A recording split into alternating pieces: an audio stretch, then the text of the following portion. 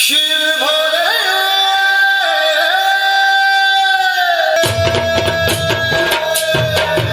हाँ, अभी अभी आप देख रहे थे महामाई जागरण मंडली के तरफ से पहली झलक और पहली झांकी।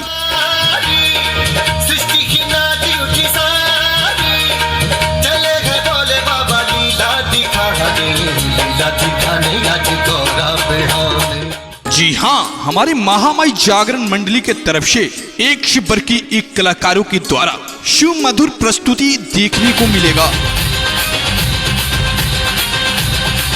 एक से बढ़ के एक धुरंधर कलाकार हमारे मंडली के पास उपलब्ध है।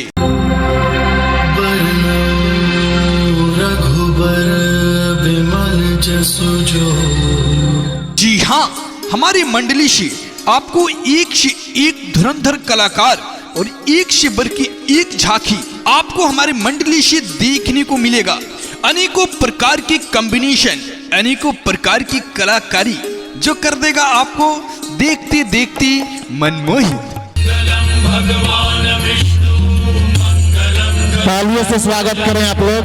मैया पार्वती और भोले शंकर का विवाह हो रहा है, देवाधिदेव महादेव। जी हाँ, अगर आप भी चाहते हैं अपने गांव, शहर, टोले, मोहल्ले में इस तरह के प्रोग्राम का आयोजन करवाना, तो अवश्य संपर्क करिए। हमारा मंडली आप सभी की सेवा में हमेशा तत्पर और तैयार रहेगी।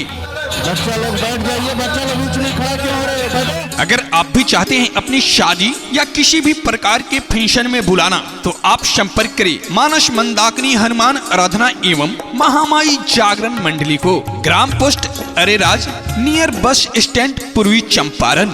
व्यास उजाला उपाध्याय, जिनका अनेकों कैसेट मार्केट में उपलब्ध है। तो आइए सुनते हैं अपने चहेते, अपने पूर्वी चंपारण की शान गायक उजाला उपाध्याय की आवाज में एक सुमधुर गाने।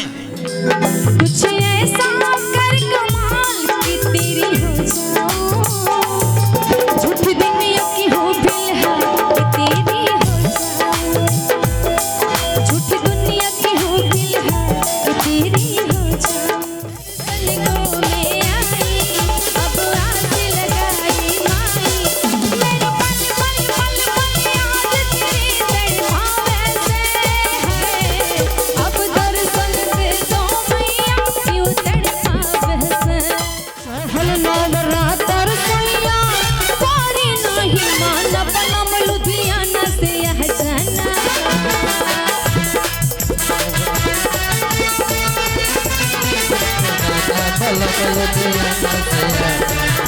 सजन लुधियाना से यह जाना, छोड़ के रे आना तुम पर खाना, पलम लुधियाना से आ जाना। तुम कर खाना पलम लुधियाना से आ जा। पिया है परदेसी